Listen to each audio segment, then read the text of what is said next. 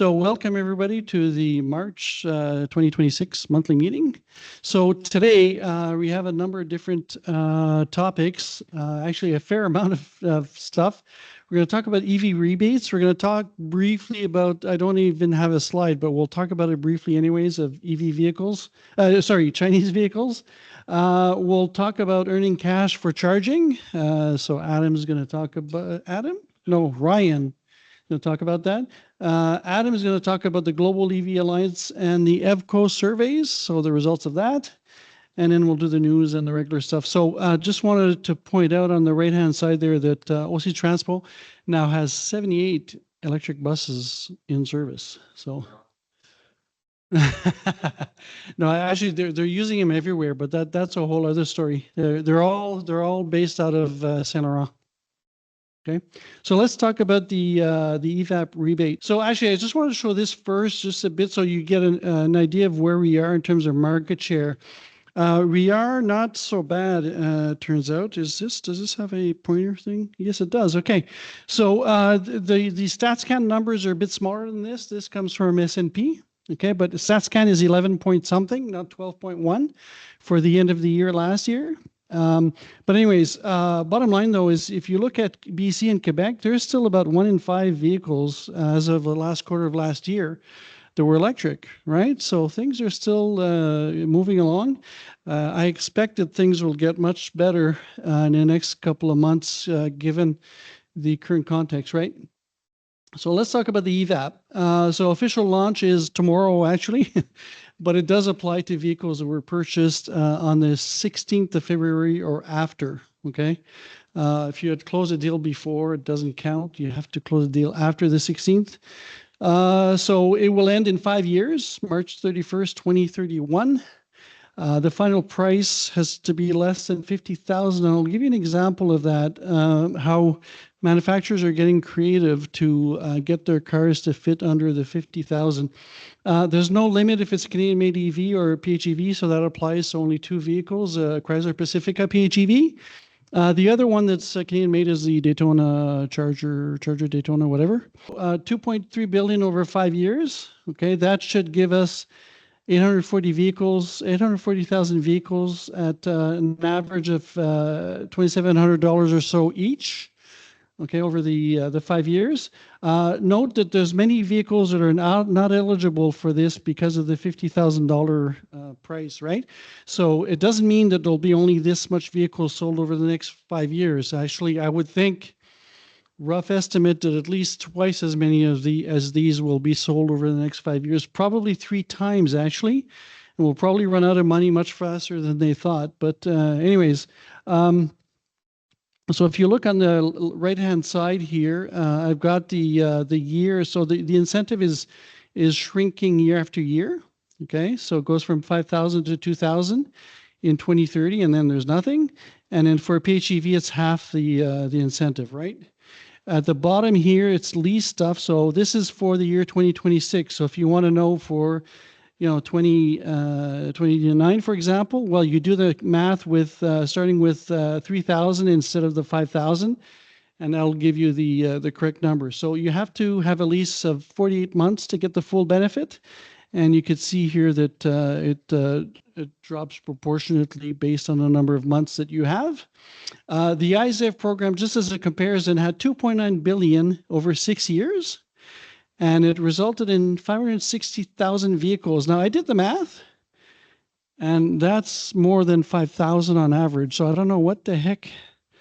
The number must be this number here, the 560,000, or the 2.9 billion is wrong, because the amount was fixed for the duration to 5,000 for BEVs and 2,500 for PHEVs, right? We should see a lot of vehicles, though, that will be available, that will be eligible and will be bought under this program. So if you look at the limits, there's actually limits with this one now. Last time, I don't remember. I thought you were limited to 1 per year or something, but don't remember for sure. But this one here, you're limited to 1 every 5 years, okay? So not very many for an individual. For a business, though, it's up to 10 over 5 years. and that applies to nonprofits and governments also. It's 10 over 5 years.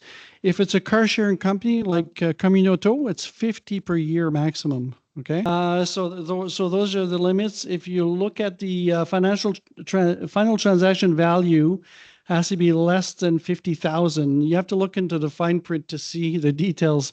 It's a base price, including any including any incentives that would be applied. Okay, so if there's a discount or something, that's subtracted from the base price to calculate the 50,000. Okay, but it includes optional features, add-ons, that kind of stuff. So or accessories included at delivery. So towing packages, all that kind of stuff, different colors and all that would be included.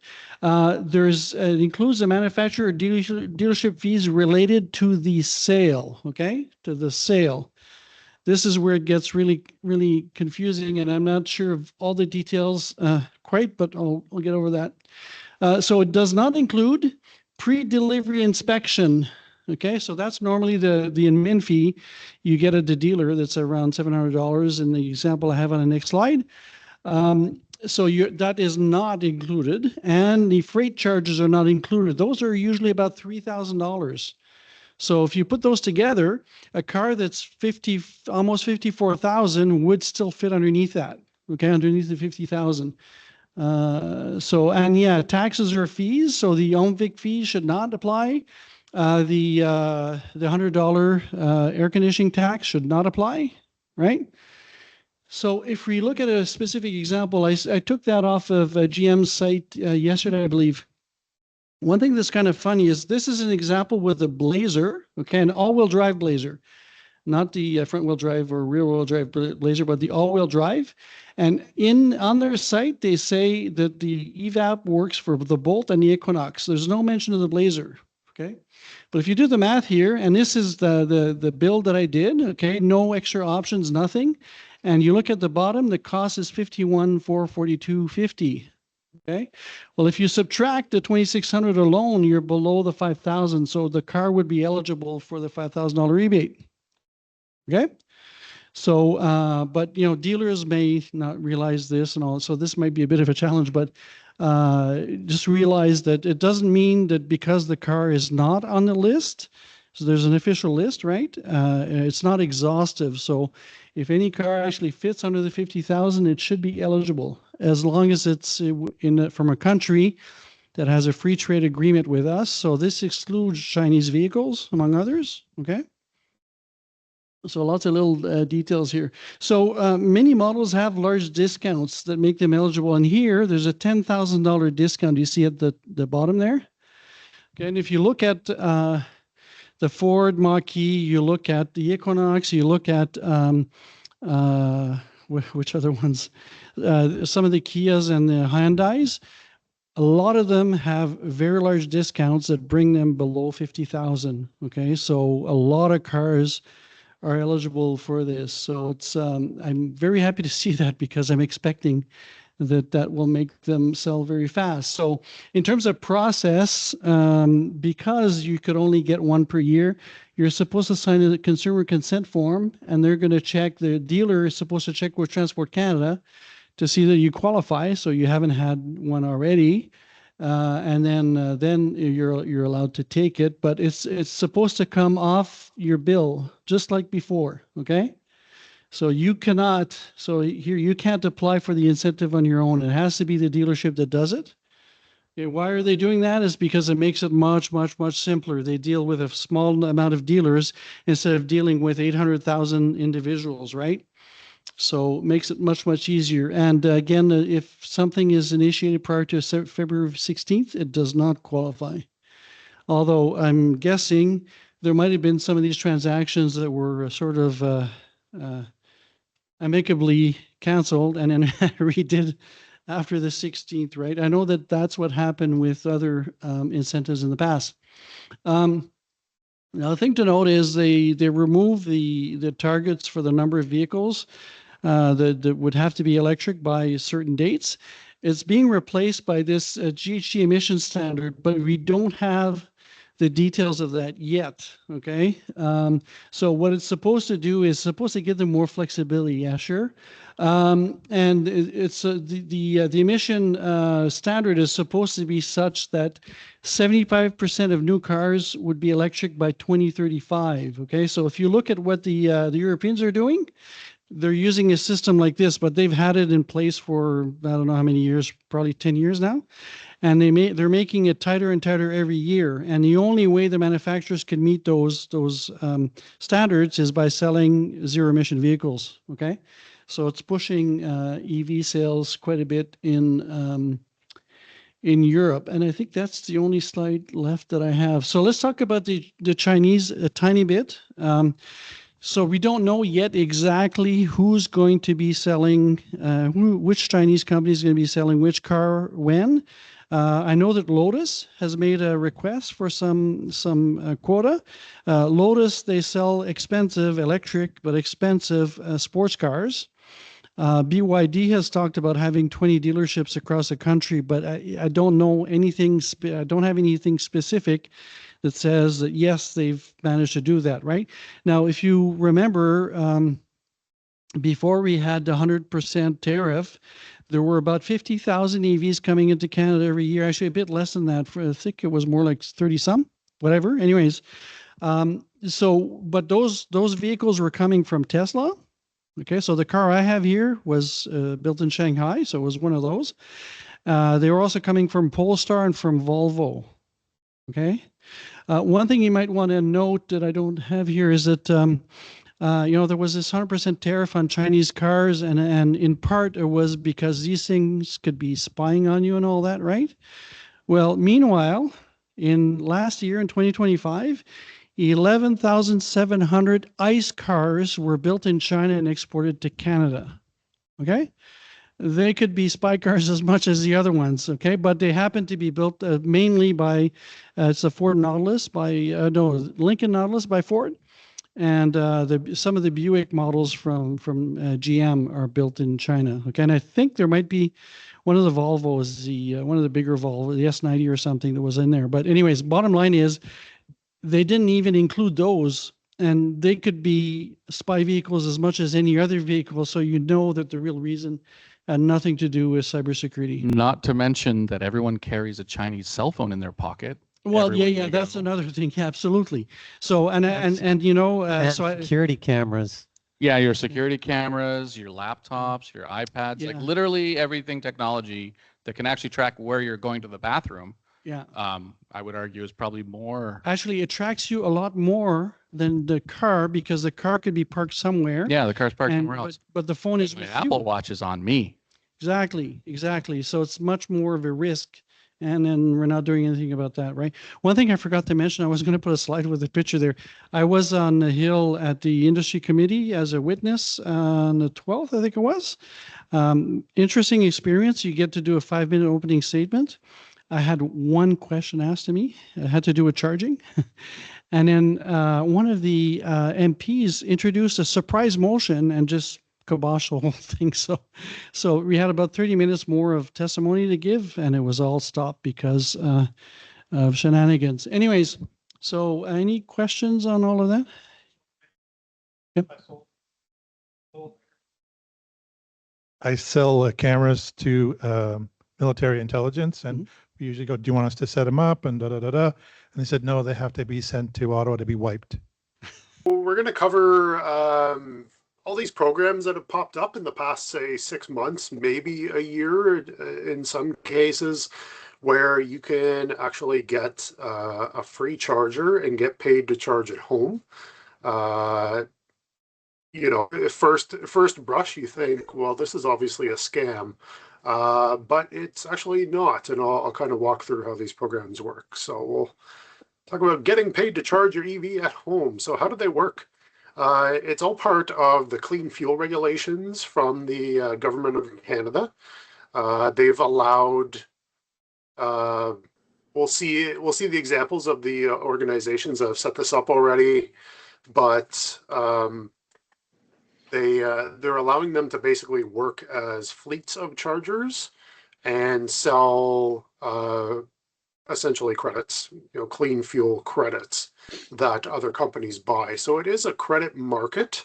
So that's why we see kind of, you'll see in the next couple slides where we cover the actual programs, there's quite a difference in the amount of payout and the types of benefits you get. I think it's because it's new. There are some companies that are being quite conservative, and then there are some that are being very aggressive in their pricing.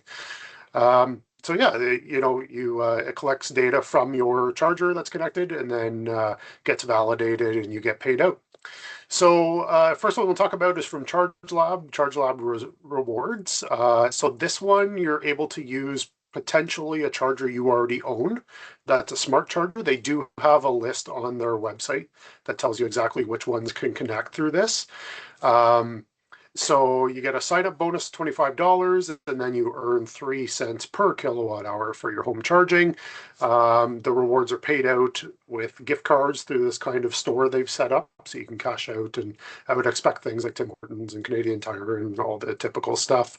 There are no fees to join this, like some of the early adopters had done, but you do, like I said, you do need to have a specific charger that will connect to their system.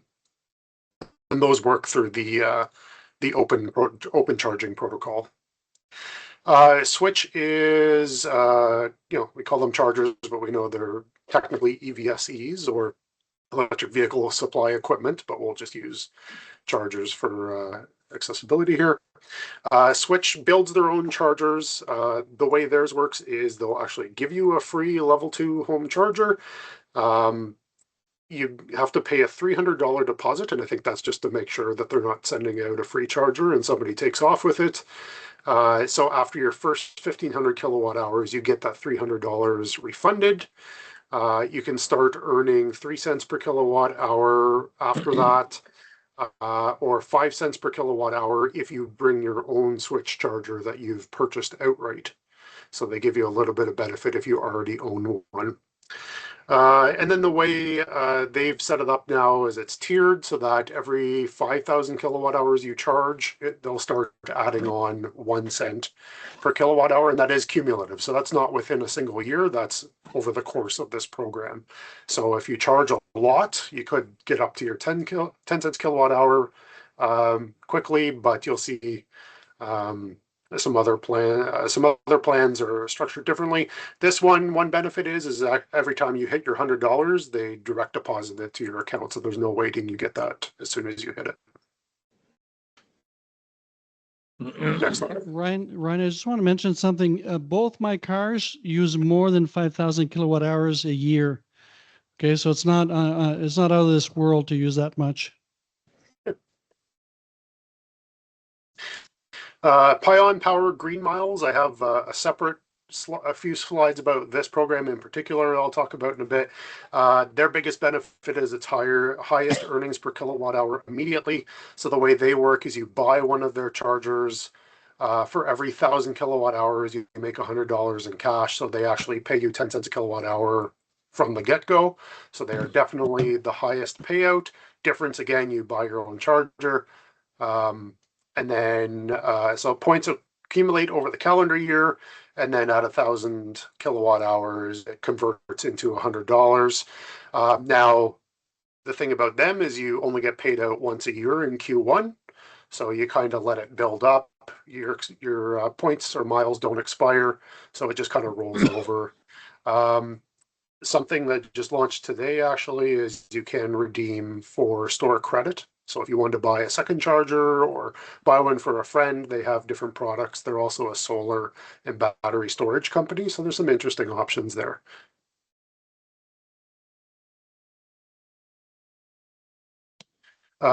Grizzly, which a lot of people are probably familiar with. Timothy, who is one of our members, just reached out to me this week. He ended up enrolling in this program. He ended up replacing his older Grizzly charger. So you can bring your own charger here, but I believe you have to go check the serial number on their website to see if it's compatible. If not, then you could just go ahead. They were one of the first mainstream companies to do this last year. They originally, it was you had to pay a fee to join, and then there was an annual fee, but once the others came out, they dropped a lot of that very quickly. So at this point, you pay $100 deposit, you get your free level 2 charger. And then as soon as you complete your first charging session, they refund you that $100. So it's pretty great. So it's similar to the Switch program. You start out at 3 cents kilowatt hour, and then over time they have different tiers that you move into. I think it is a little bit better than the Switch program. I don't think it's 5,000 between tiers. I think it's like a couple thousand. So eventually you can build yourself up to the 10 cents per kilowatt hour, and then you can withdraw your rewards once per month, a minimum value of $10 for each withdrawal. So that's a really good program. I would, out of all of them, I went with Pion, and I'll show you that in a little bit. But this is really interesting. WhatsApp. So this one's a little different. It's a third-party app targeted towards Tesla owners. So this is where you would connect, I believe, not necessarily the charger, but your car or app into theirs, and it would kind of give the same thing. So it seems like you don't necessarily need to buy new equipment or anything like that. But so this one, similar to Pion, is you redeem your points and then payout is in Q1.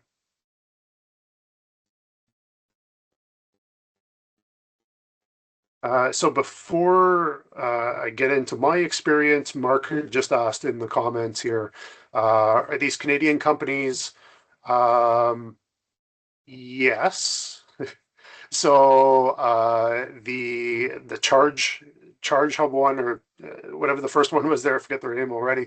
I believe it may be an American company with the app. The last one with the Tesla app, I believe, is American, or definitely not Canadian. All the others, so Switch, I believe, is American. Grizzly is Canadian. Pion Power is Canadian. And Pion Power, their equipment's made in China, but certified for here. And then the Grizzlies are Canadian made. So if that's something that you want to choose Canadian, then seems like Grizzly might be the best bet there. But so yeah, my experience, I kind of did this on a lark, honestly. I have an EV duty charger. It is a smart charger. I was a tester of a very early version of this type of credit scheme with a company out in Vancouver that was a startup. I had contacted them. Their CEO got back to me, said, "Hey, we're just kind of doing alpha testing right now." Found out I had EV duty charger, and said, "Hey, if you're willing, we'd love to give you maybe some extra benefits. If you'd be willing to test with us." So Pion Power just decided on a lark on Boxing Day. They were selling this unit here, the Flex AC Level 2 Smart Charger. It's dual voltage, which is pretty neat. Wi-Fi connected, has a hotspot as well. They do have a Bluetooth version, but it costs more, and I didn't see much value in that. It's UL listed. It came with a travel case and wall mount, and I got it on Boxing Day sale for $250 plus tax, free shipping. And then they threw in like a free toolkit or something with it as well. So I thought, you know what, that's a pretty cheap, a pretty low barrier to entry.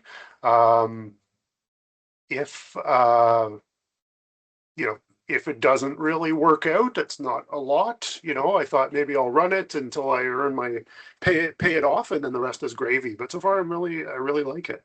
One thing I think I forgot to wrap up on is my EV duty. It turns out wasn't eligible in the end because it was Measurement Canada, or one of the departments, determined that they didn't trust the measurements in the EV duties to be accurate enough.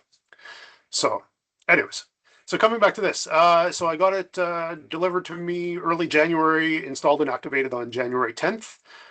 They do have a referral code, so you can get 200 initial points. So I just found a random person online that was offering a referral code, and then an additional 20. So I was already 220 out of my 1,000 needed for my first $100.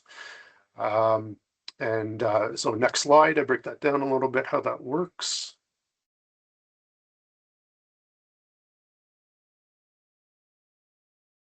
So this is the app, which is pretty cool. So I I do want to preface my comments saying that I really do like EV Duty. I like the equipment I had. The app was maybe a little dated compared to others and lacking some functionality. So this was just a different experience for me, and I'm really enjoying it. So the way you track it, it's in real time. So I can, if my car is charging, I can load the app. It'll show me, just like any other charging app, it'll show me my current and all that good stuff. When it completes, you'll see on the left screenshot that it gives me two notifications. One is completed charging with how much energy, and then you can see immediately after that that I earned 17.10 green miles. In the middle, you can see my progress as of a couple weeks ago. So I'm at 350 as of today. But back when I took the screenshot, I was at 288.13 out of 1,000. It also shows that I've already have a $100 redeemable reward for next year. And then down under points details, it shows you kind of your monthly accumulation. And then the right side is your extremely detailed view. So you can see exactly how many points you earned every single day. So how it's shaken out for me so far is I reached my first 1,000-point milestone on February 21st already. $100 reward, I'll get that in Q1 2027. About a third of the way to my next $100 reward. You'll keep accumulating until the end of 2026, where they kind of do a cutoff. And then any balance just gets rolled over to 2027.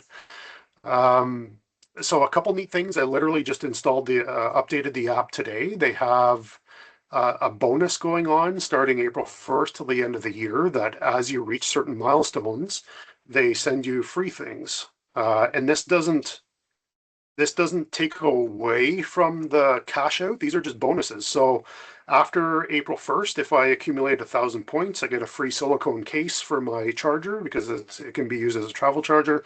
2,000 is a free toolkit.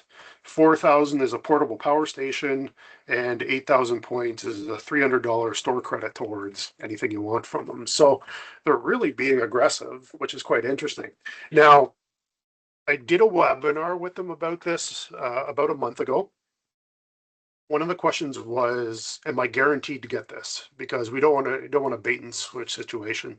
So the way they explained it is that because it's a credit scheme, it depends on what people are willing to pay and how many clean energy credits are created throughout the year and stuff. So basically, it goes by year by year. I think it might be the government's fiscal year, but basically they can say that, okay, for 2026, 10 cents is reasonable, and we're still making a little bit of money on our side to manage this program, right?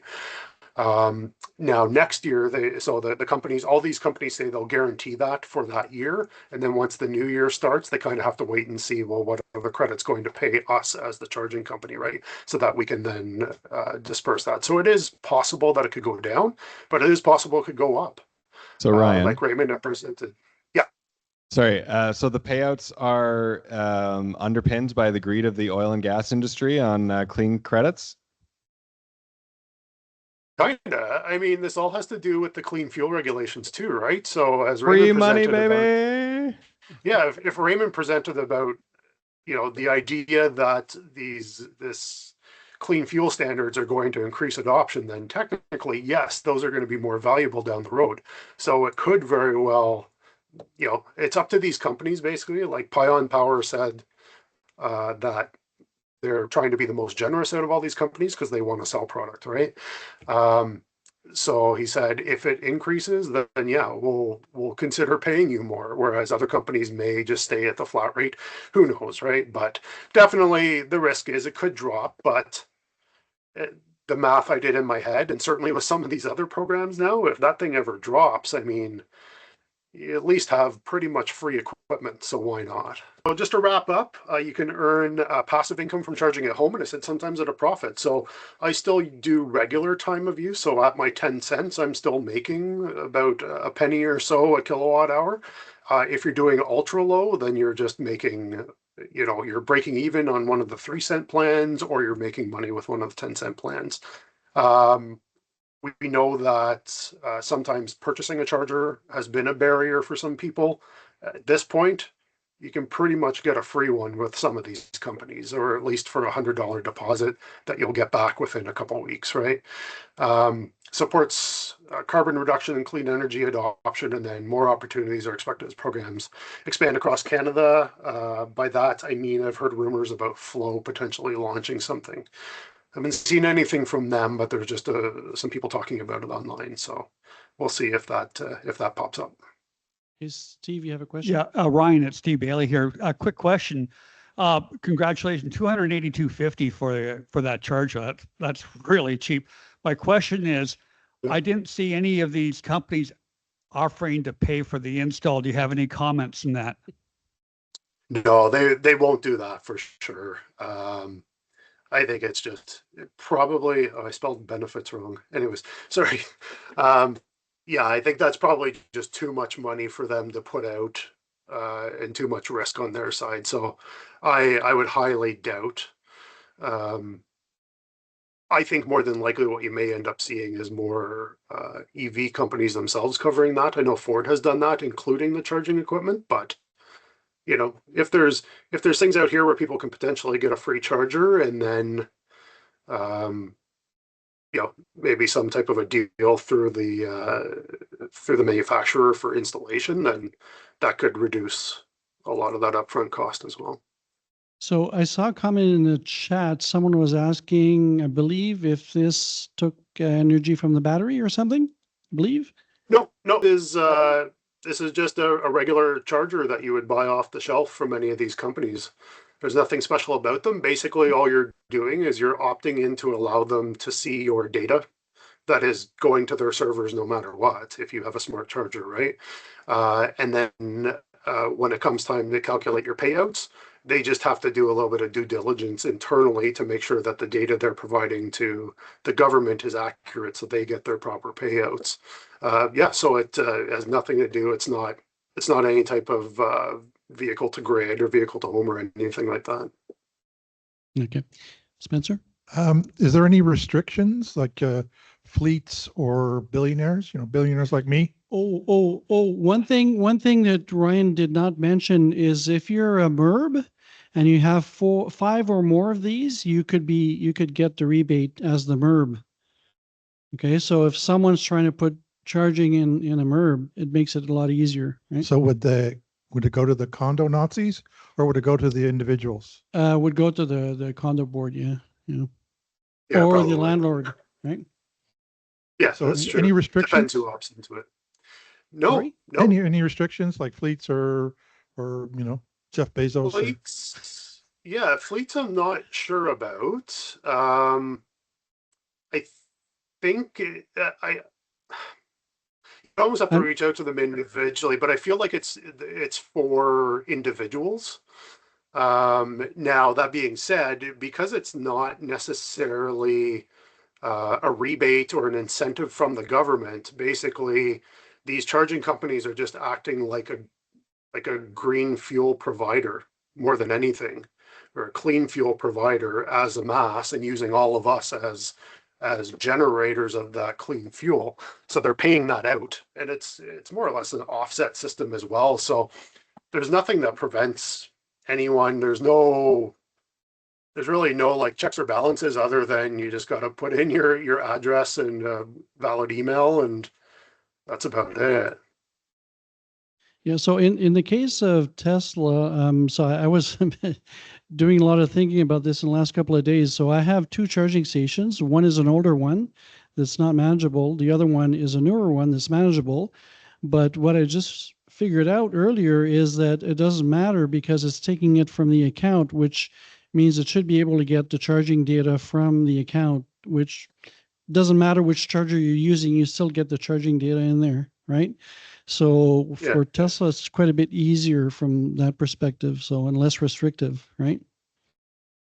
So yeah, and Raymond, sorry, Raymond, I was going to say a good question there is, could that potentially pay you for DC charging as well?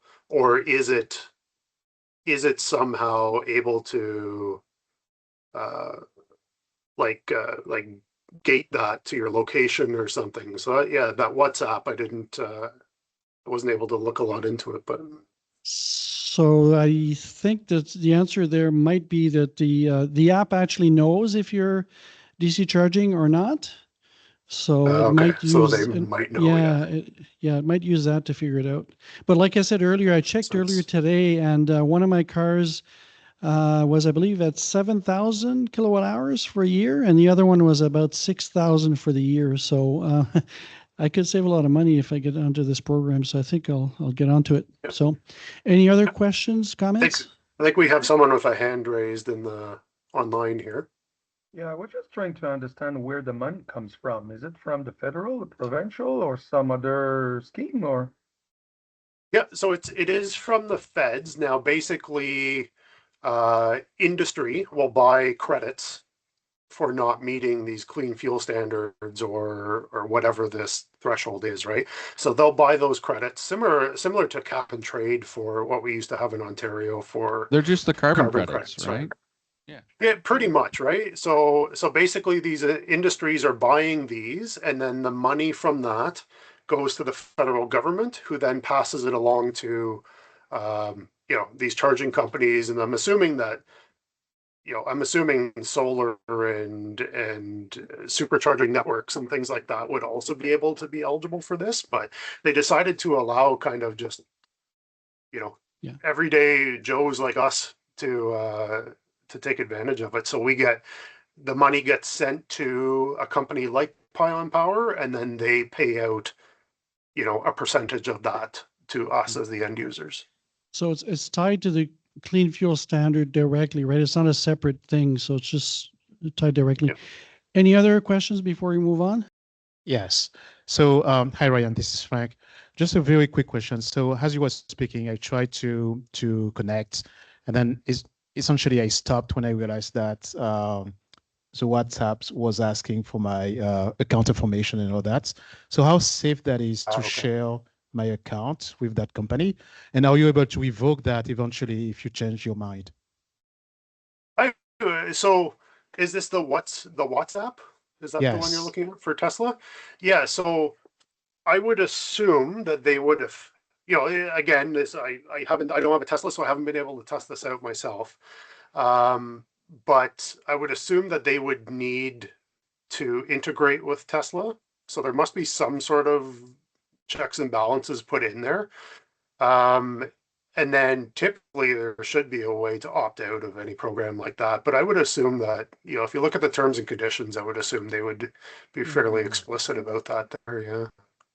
Yeah, or just change the password, then they don't have access to the account anymore, right? So, okay, so Adam, we'll go on to you. Sorry, I thought Terry had a question. I did actually. I couldn't get my microphone to turn on. Okay. Just I have two chargers, and it looks like no one will use already an owner-operated charger. Is that correct? So the easiest answer is it depends, Terry. So someone like ChargeLab, if you look at their program, they do have a kind of a short list of supported chargers, so it could theoretically work with yours depending on the make and model and smart capabilities, those types of things. So you could look at that. Like for me with my EV Duty, it was a smart one, but it just simply wouldn't work with any of these programs. So I thought, for me, I thought, well, for $250, that's if anything, I thought if it doesn't work day to day at home, I have a decent dual voltage travel charger then, right? Compared to my Volkswagen one that it came with. So I thought it was worth a shot. But yeah, just check out their website. I will mention that I do have all of these broken down on our website as well at evco.ca under the Learn About EVs. There's a new Get Paid to Charge section. So I did break out each of these there if you want to review after. Okay, thank you. Hey, welcome. All right. So the Global EV Driver Survey and the EVCO Membership Survey. Raymond recommended this as a topic, and I said, yeah, I'll take a look at that. Sounds boring, but whatever, I'll do it. It was actually really fascinating. So I encourage everyone to go and take a look at it themselves. It'll take you like 10, 15 minutes to go through it. It's presented really nicely. You can play around with some data comparisons. It's pretty cool. There's a QR code there you can use to go. So this is run by the Global EV Alliance. I'd never heard of them before, but they're doing a survey. We're part of that? Whoa. Yeah, sorry. That's us. Yeah, I was just going to say, yeah, we just got approved for membership about maybe 9 months ago or something like that. Ah, cool. All right. Yep. So in 2024, 23,000 people in 19 countries responded. In 2025, 27,000 people in 30 countries responded. They're expanding the questions a bit, so there's not always direct comparisons to last year. Sometimes there is. So this is all, I'll remind you, it's all EV drivers. There's 36 questions broken up into 4 categories. And so I'm going to go through and I'm going to pull out a couple of the questions that I found really interesting, and I'll show you the graphs for those. According to EV drivers, what are the greatest barriers to EV adoption? And let's hope we can sort of see it. Okay. So 74% of Canadians in 2025 thought that the greatest barrier to EV adoption is myths. Myths about EVs and fake news. Yeah. So this is part of why EVCO goes out to these community events, is just to be there and answer these questions about EVs and about what EVs are not. Is it a little bit out of focus? Oh, not too far. There you go. All right. 73%. That's good. All right. 73% of Canadians in 2025 thought it was the price. So we've got a myth problem and we've got a price problem. After that, we've got charging on the road, charging at home, charging price, availability, and other. And so this is compared against the global numbers for 2025. I have a hard time convincing friends and family to choose an electric car because of myths. Yeah. So 17 plus 52, I'm good at math on the fly. That is 69% of Canadians strongly agree that they agree with this. So that's not super. Some other highlights from this section is reliability of fast chargers seems to be going down, to your point there, which is not great. We know fast charging is important when you're trying to get to Windsor, Halifax, Florida, Algonquin Park, Peterborough, right? So it's important that these things are reliable, and for the reliability to be going down, that's bad news. 70% of Canadians, though, rarely or never experience queues at a fast charging. So that is showing that we're having, largely enough stalls. There's going to be more cars coming online, right? So we always need more stalls. So if there's any charging network executive watching this right now, don't stop. 84% of Canadians strongly agree that you should be able to just pay by your card right on the charger. Boop. And so I'm surprised that's not 95, but hey, 84 is pretty good. Well, do you want to be fumbling with an app if it's below 0?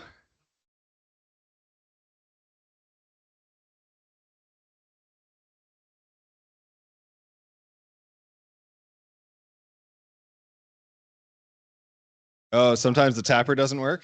Oh, well, okay. Yeah. The gas. We've solved this for gas for how many years? Yeah. And 86% of Canadians strongly agree that policy measures are needed to increase EV sales. So again, 86% of EV drivers think we need policy to drive EV sales. So what is the experience of EV drivers? Oh man, I'm really sorry. So go and explore this for yourself, because it's much nicer when you're on a desktop. So do you experience any disadvantage driving an EV? We've got 45% of Canadians this year saying no disadvantage. And that's actually against last year Canadians. There's 34% of people that said no disadvantage. We're up 11% for 2025 saying no disadvantage to driving an EV. So that's really good. Charging is time consuming. Coverage of fast chargers is poor. The chargers are often out of function, I think is what it says. Not enough range, other. And then we kind of go down. But yeah, so, there is no disadvantage is the top answer. And then the average fast charger is poor. The coverage of fast charging is poor. See, I can't, yeah. Thank you. Yeah. I often experience range anxiety. We've got 36 plus 38% of people disagreeing or strongly disagreeing. So that's 74. Yeah. Yeah, I know. Yeah, three quarters of people. Yeah, it's pretty. So this is disagree, strongly disagree. So we've got strongly agree up here. Only 1% of EV drivers have range anxiety. Yeah. And this is, and yeah. And this is compared against Canada for last year. So it's better. Strongly, we have more people strongly disagreeing that they have range anxiety this year than last year. So people are getting used to their EVs. When I'm on longer trips, I often worry about how the charging will go. We have 27% of people agreeing with that. And that is up from last year. That's bad news. Well, I mean, it's not just Petro-Canada, but this goes back to the charging is unreliable, right? One Renfrew dude, yeah. Yeah, seriously. It's hard to find the price before I charge. And we've got a bunch of people agreeing. It's slightly down this year. Oh, sorry, no, this is the global. And for this graph, we've got global. And so in Canada, it's slightly better. But 30%, not super.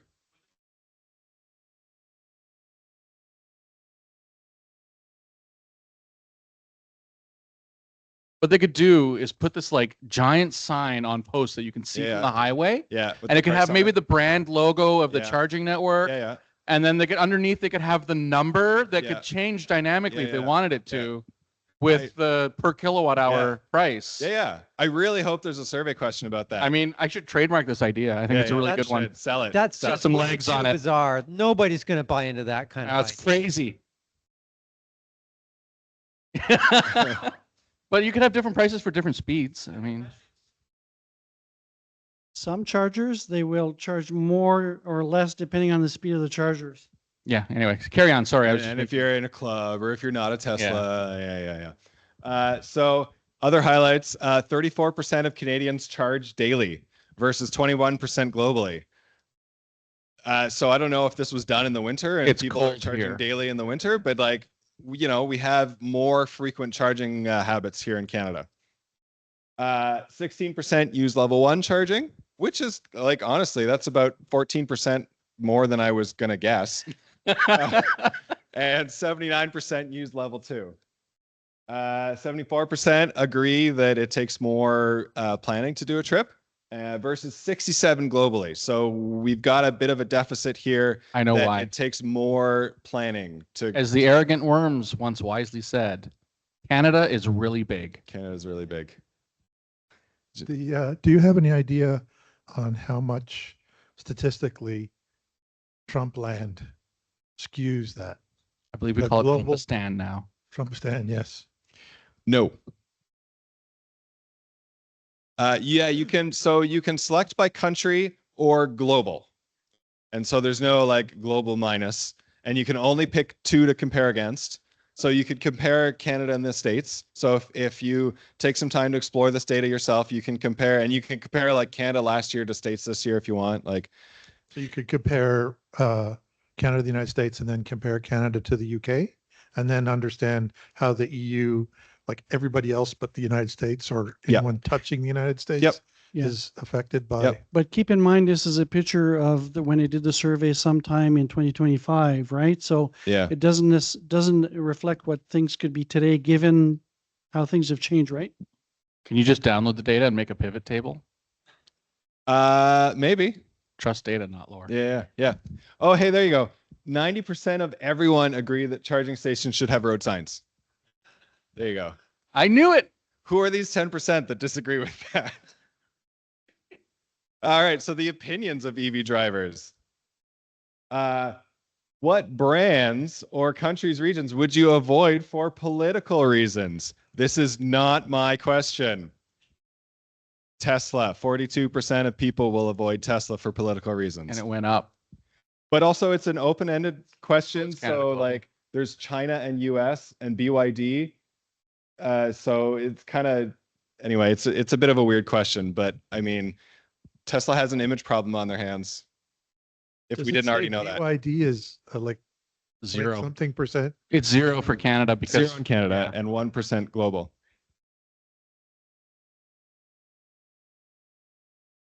Canada Country of origin. We're 0 against. It was an BYD. open-ended question. They did a bit of parsing or something. Like it's a weird question. So what that means is if you would not buy a car from China, you would answer that there. So it's the percentage there are people who wouldn't buy a car from China because of political reasons. Okay. So funny, like the global 5% of global people would not buy from the States, but 10% of Canadians would not buy from the States. That's fun. elbows up, baby. Elbows up. It's important to me to have information about the minerals used in my vehicle's batteries, their origin, and the human rights impact. 40% of Canadians agreed, plus another 16 to strongly agree. So, 56%, which is a little bit higher than I expected because earlier in the survey, there was a big question about like, what is the most important? Why did you buy the EV? And it was basically like climate change. And then people are worried about the minerals in the batteries. So that one didn't really track for me. I think what we need to do is start calling anything made out of oil a conflict chemical. There we go. Oh, that's a good one. Okay. So other highlights for this one, 90+% of drivers globally agree that climate change is a problem. There we go. But then they're worried about the minerals in the battery. 78% of Canadians strongly agree that they care about the environmental impact of the production of their car. Also a bit of a weird one for me, but that's fine. 73% of Canadians strongly disagree. They'd be concerned about the lifespan of the battery. So 73% of Canadians are not concerned about their battery at all, which is slightly better than global, which is great. And we charge daily too. Somebody needs to mute. Is someone wanting to ask a question? Darren? Sorry, I'm going to mute.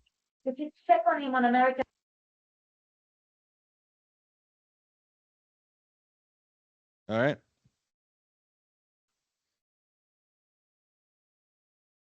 All right. Who are the EV drivers? A bit of demographics. How long have you been driving an EV? Huge spike at 7 years or more. This is compared to globally. A bit of a spike here. I think this more or less corresponds to like the 2022, 2023 introductions of the Ioniq 5, and like 2022 was a good year for EVs. A lot of stuff came out. How did you acquire your EV? So in Canada, 75% of people purchased new, but globally only 60% did. So there's a lot more leasing out globally than there is in Canada. No theft though. That's good. No theft. No theft. This one's great. If you had to replace your EV tomorrow, what would you get? 95% of Canadian respondents said another EV. And that's what we hear from people out there, right? Some people will visit us at the booths and they're like, oh, I already have an EV. You don't have to worry about me. If I ever got, I will never get anything other than an EV. So this is borne out in the data. 47% of respondents only had an EV or had only EVs, could be more than one. Nearly 90% of respondents lived in a house. So, that goes back to the I'm charging in my space at night, right? 90% of EV owners in Canada are homeowners, really. So that speaks to the problem with apartments, MURBs, and that sort of thing. 99% have their own space. So even the people who do live in apartments or MURBs have their own space that they can electrify. Top 2 reasons to buy an EV: lower energy costs and climate friendliness. And then finally, literally 100% of Canadians are very satisfied or satisfied with being an EV owner. As we know, right? Once you have an EV, once you go EV, you never go back, right? Something like that. Something like that. Okay, the EVCO membership survey. Yay! Yay! Much smaller. 21 respondents. So thank you, each and every 21 of you who responded. Thank you very much. We did it this year in January. It's the inaugural year. After this other survey, I think I want to do it every year. So watch out for that in January of 2027. And I think we're mostly EV drivers. I can't guarantee it, but I think we probably are. So in your opinion, how well is EVCO doing to promote electrification in Ottawa? Pretty good. This is so we got, you know, half of the people are saying 5 out of 5 stars. We've got a couple 3s there. So we've got maybe some improvement to do, but I think we're doing pretty well. Excluding membership meetings, how many events have you gone to, like Kilowatts and Coffee? So we've got a big split between, you know, 1 to 3 and 10 plus. So come on out. We don't bite. Come on out to a Kilowatts and Coffee. Come on out to a volunteer event. Every membership meeting, I feel like I say, come and volunteer. We've got the volunteer spreadsheet out for this summer. So sign up for some events. Just come on out and talk to people. That's all we need. We just need people to talk to people. And there's a question in the middle row. How do you access that spreadsheet? What's the easy way to do that? The volunteer spreadsheet. We should send it out. We'll send it out. Yeah. We send it out and then you keep a link in your Google Drive because we always forget to send it out more often, but we'll try to send it out and call for volunteers better. It's been the same link for the last 5 years or something. So if you have the link that you had before, it's still the same one. Okay. Yeah, we just add tabs every year. So some other highlights. Of the 8 people who answered, they were all very happy or happy with their volunteer experience. So if you're worried about volunteering, you haven't volunteered before, all 8 people who responded to this question were very happy with their volunteer experience. So it's a great time. Come on out. There was a few comments suggesting that maybe we do more test drives. Now, I'm going to talk to the membership here now. One of the reasons we stopped doing test drives was because no one was wanting to engage in the test drives for totally valid reasons. And so, you know, on one hand, we have people who are saying, oh, we need to do more test drives. And then on the other hand, we have most of the membership who is not wanting to volunteer their car for that. Yeah. It was the same 8 people doing test drives all the time. Yeah. So if we're going to continue doing test drives, which the executive talked about, I don't think we're going to, but if we are, we need to find a way to square that circle. Yeah. Is there an insurance problem with test drives? Yeah. Because I know we ran into this. We ran into this with the sailing club. We used to do like sailing events, but our insurance company said absolutely not. So, yeah, and like basically we'd be taking kids out from, you know, on. Yeah. We weren't allowed to do it. Okay. Yeah. Yeah. We've got some good suggestions for some more events to attend. But if you have any events, especially for those of you who are not here, because everyone who is here is probably close enough to East End to come here, but everyone who's online, y'all are West and South End. We need to know. We've got East End pretty well covered. We've got Blackburn-Hamlin, we've got Avalon, we've got Queenswood. We do lots of Orleans stuff. We need community events in the West and the South End to go to in the summer. Your community barbecues that has, you know, like 20 booths there, we'd love to go. So please let us know. We've got some ideas maybe for next year, but we need more to get out there and get further out. And finally, the meetup location. We are currently meeting in the lovely Blackburn-Hamlet Community Hall. We hear you. It is not central. is there anywhere central in Ottawa? But the reason we're meeting here right now is because it is relatively affordable for us. And places like the library is not very affordable. So if you have a bead on somewhere that is central and, you know, is relatively affordable, relatively cheap, then we can absolutely, please let us know and we'll take a look at that place. But we have looked at this. There's not really a lot of good options. So please let us know if we've missed something. And Lynn's great. Social club down the Byward Market cost. We Fair enough. lost our in. And I think that's the end of my slides. That is. All right. Okay, time for the news. The U.S. Energy Information Agency has reported recently that renewables, SWIB, as I call it, solar, wind, and battery, accounted for 36% of new installed generating capacity in the U.S. That's a quarter of the new installed capacity in January. They added 55 gigawatts of new capacity in 2020. I think that should say 2025. That's a typo. That's 2025. That's last year. And the total added from fossil fuels and nuclear is only 1 gigawatt. So, huzzah. This is despite Trump's anti-renewables shenanigans.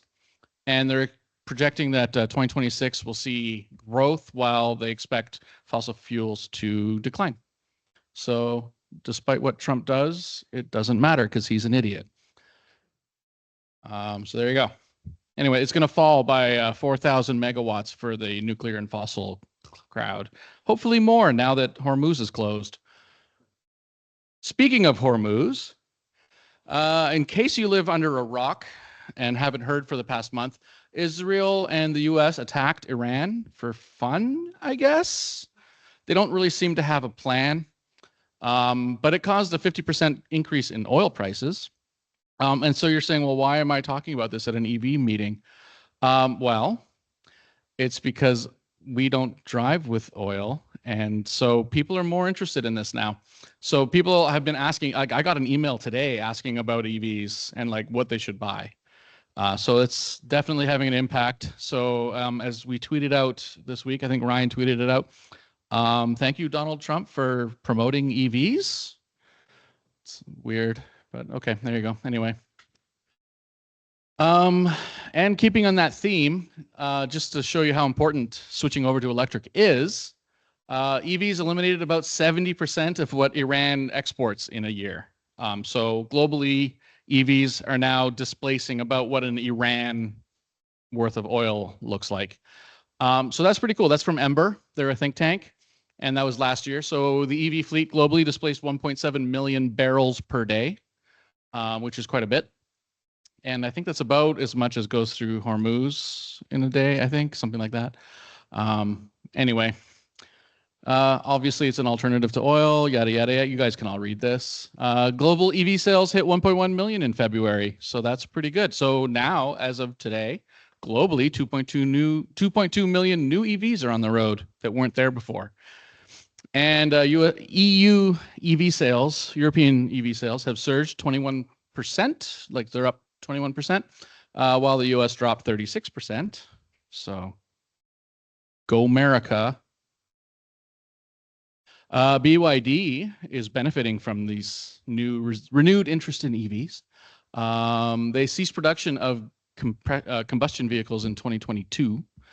And now they are the largest EV maker on Earth and the 6th largest car company on Earth, despite not making any internal combustion cars. Some dealerships, especially in places like Manila right now, have so much demand because of the Iran-Iraq war, or sorry, the Iran-United States war, that the first 2 weeks of Operation Epstein Fury, as I call it, they sold a month's worth of EVs in the first 2 weeks of that war in places like Manila because they import oil exclusively, and people are like they're starting to have to ration and stuff. Adam, is this a mistake? How can they be the world's largest EV maker if they don't make robots or AI or rocket ships? It's a great question. It turns out that AI is nonsense, robots are useless, and rocket ships aren't EVs. So there you go. BYD, speaking of, BYD outsold Tesla in Europe for a second straight month. So this is not great. As we were talking about why Tesla is not the most favored brand anymore. It's weird. I don't know what could be happening over there. But yeah, the sales gap is widening between the two companies. Tesla saw their sales drop last year. Originally, it was blamed on the Juniper refresh, right? They were retooling and stuff. So like sales are dropping because we're retooling. Well, the sales never came back. So that's not great. Whereas BYD saw 162% increase year over year. So, booyah. And keeping on the I should have a BYD corner now, maybe. They're planning on opening 20 dealerships within a year. So like soon. Right now they're scouting out 20 spots in Toronto. And then they plan on moving to Vancouver, Montreal, and Calgary because apparently those are the only cities in Canada. Yeah, also Cherry and Geely are also working on establishing dealership branded showrooms, and both companies plan to have independent dealerships, so they're not going to co-locate with other brands right now. Geely owns like Volvo and stuff, but they're going to have their own for the Chinese brands. So that's pretty cool. So we should start seeing dealerships opening up towards the end of this year.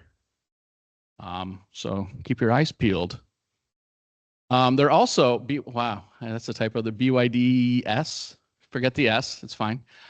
They're considering building cars in Canada and acquiring a rival automaker. They're looking at, they want to own whatever factory they buy, right? They want to be the exclusive, they don't want to do a partnership.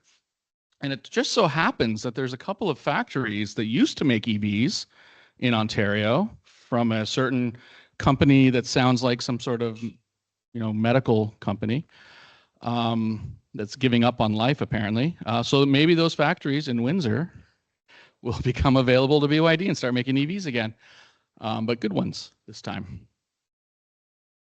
Oh, speaking of that company, yeah, so they can now charge on the supercharger. So all 11 people that bought the charger, you can now use the supercharger network. Congratulations.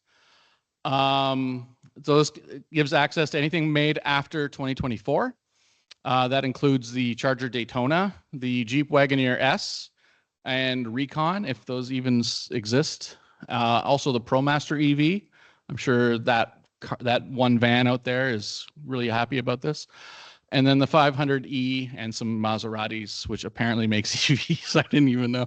I should probably put them on the buyer's guide or not. I don't know. They're whatever. If they're PHEVs, then why do they even need a supercharger? Isn't a fast charger their gas station for them? I don't know, whatever.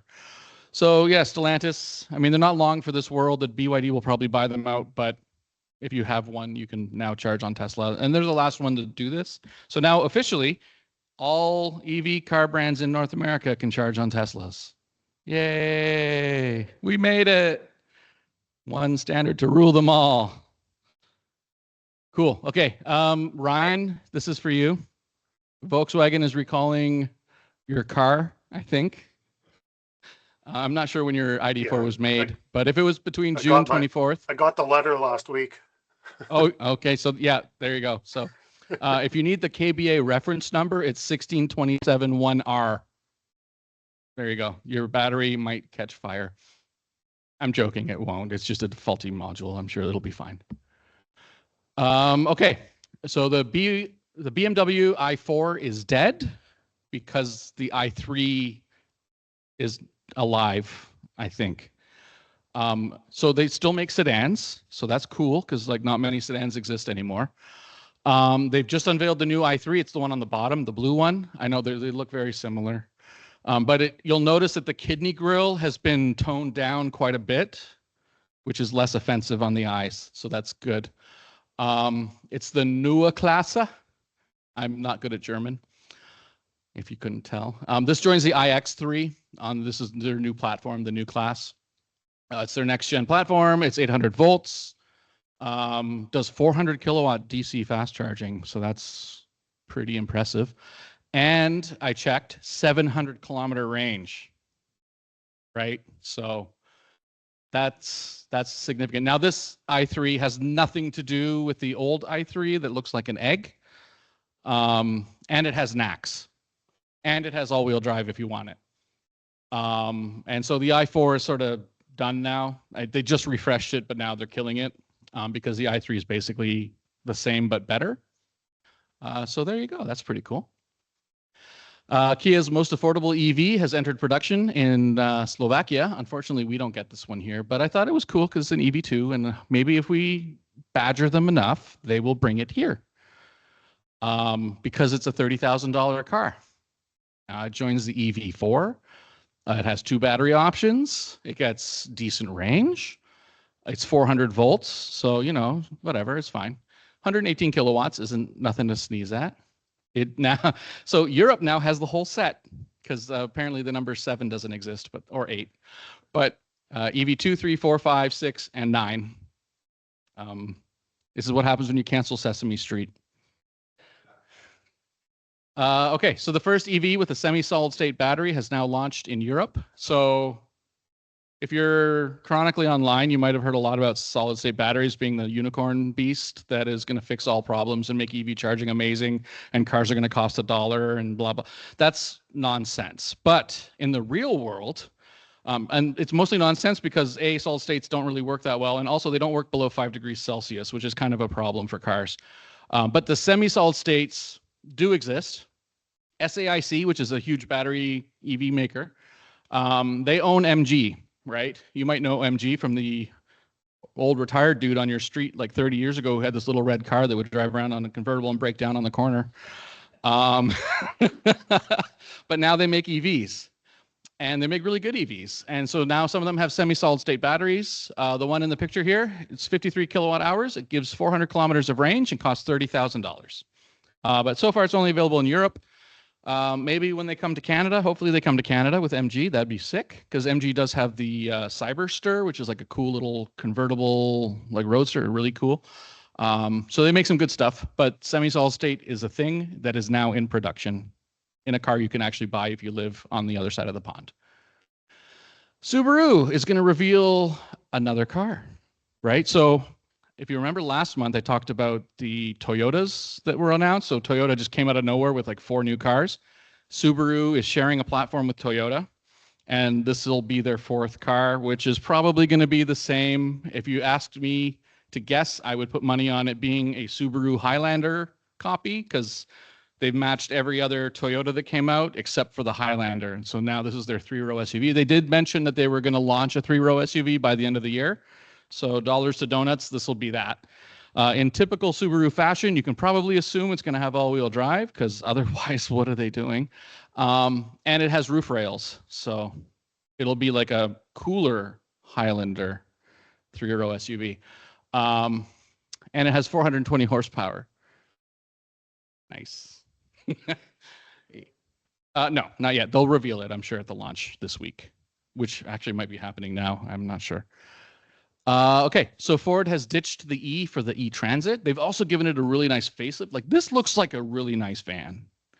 110 kilowatt motor, 56 kilowatt hour LFP battery. So you can actually use 100% of it all the time if you want, right?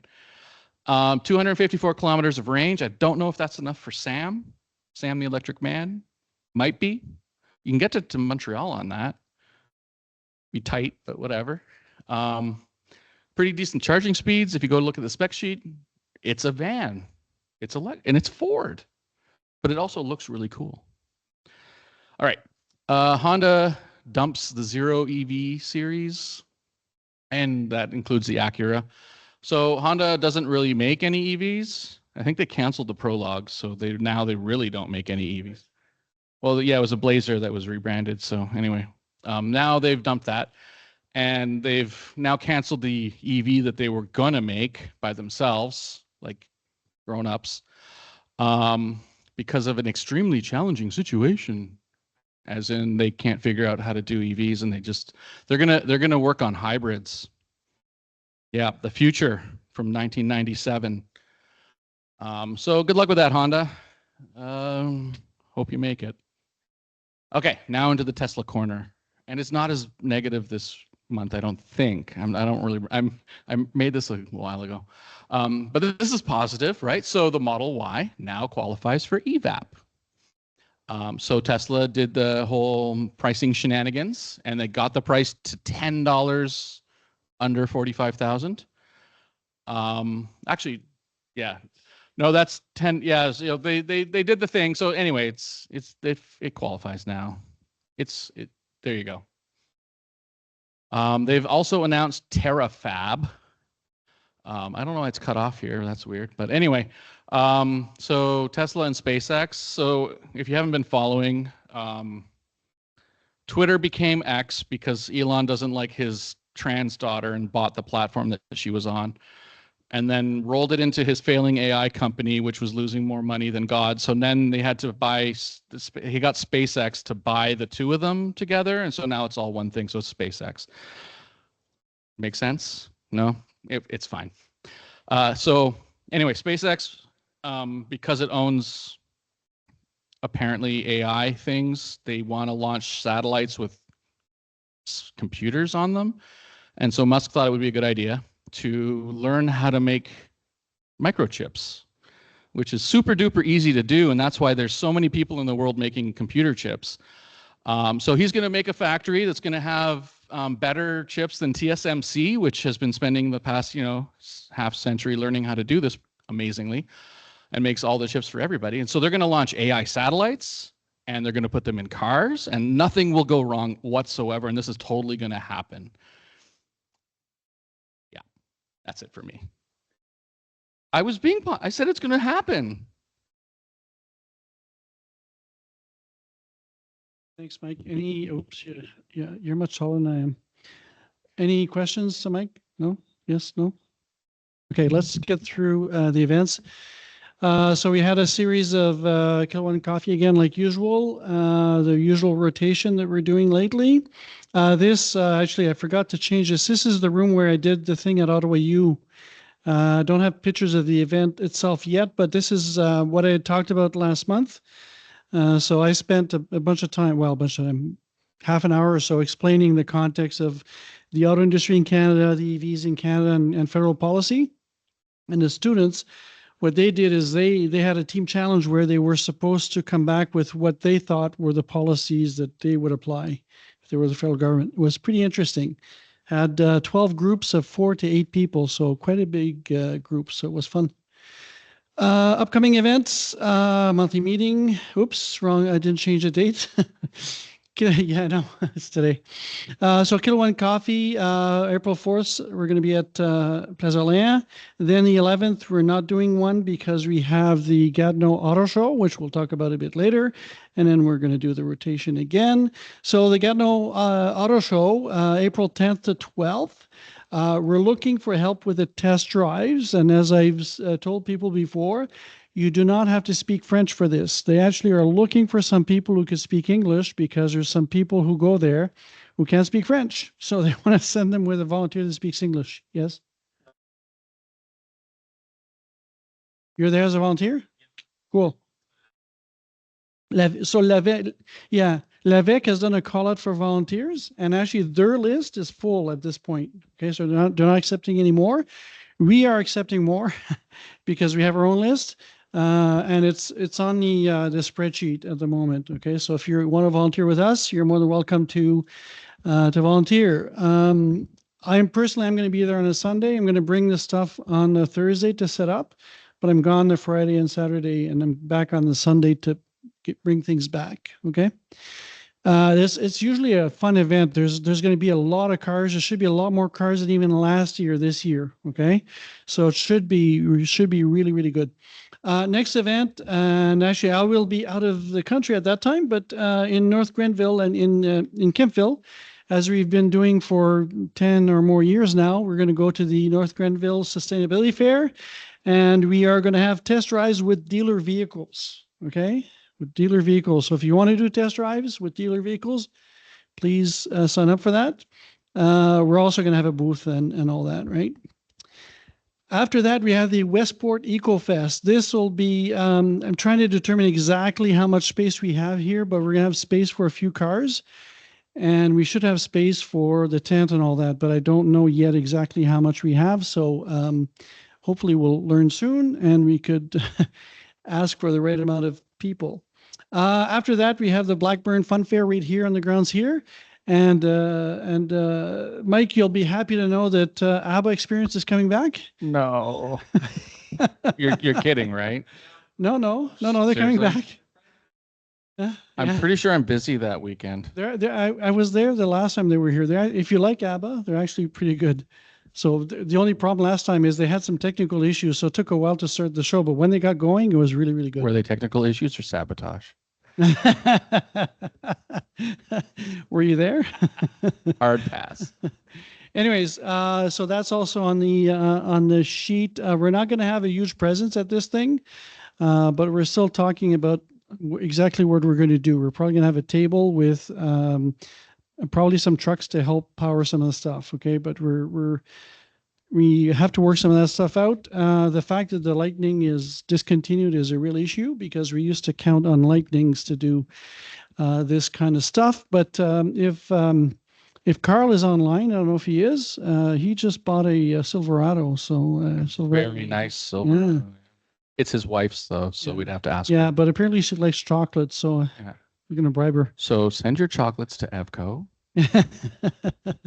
So anyways, so June 8th, this is just a community event. If you want to come, you're more than welcome. So I'll be there talking, and Ulrich will be there, and Angela's going to be doing a roundtable type of thing. So it should be interesting, talking about electrifying everything. And this is the complete list of what we have right now, okay?